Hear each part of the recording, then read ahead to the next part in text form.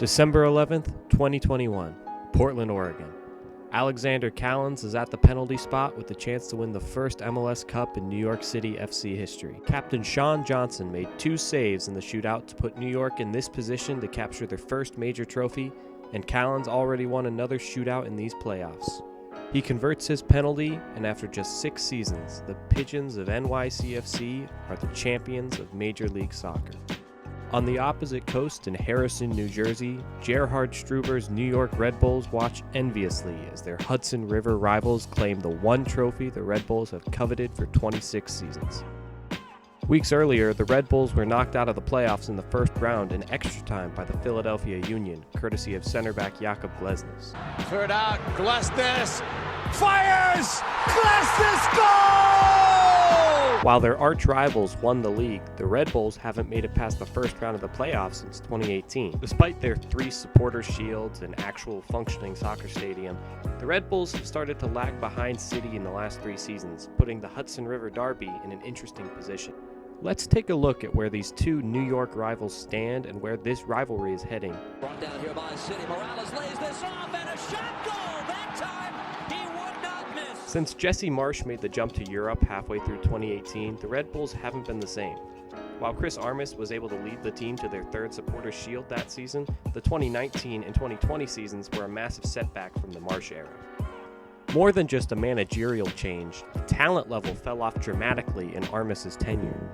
Tyler Adams followed Marsch to Europe, as did fullbacks Michael Murillo and Kamar Lawrence, while Luis Robles, Tim Parker, and Bradley Wright Phillips found new homes in MLS.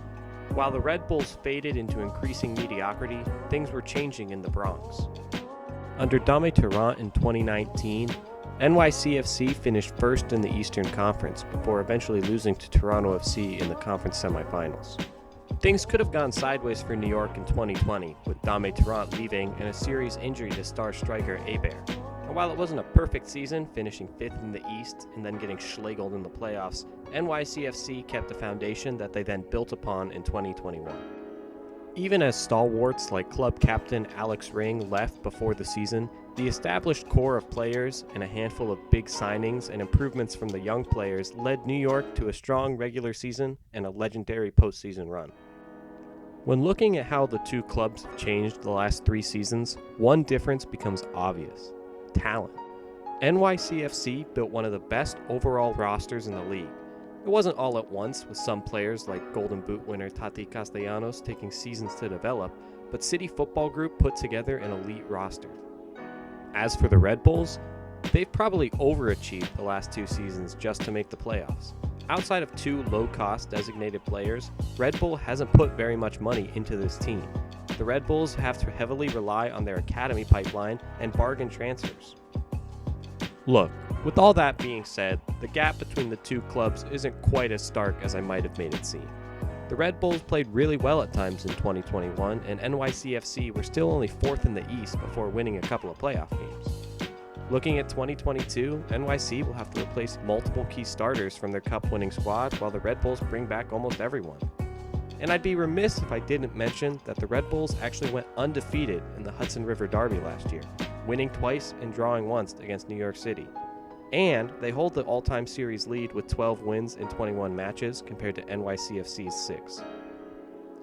With that coveted MLS Cup in tow and the ambitious City Football Group pulling the strings, the Pigeons look to be pulling away in the Hudson River Derby.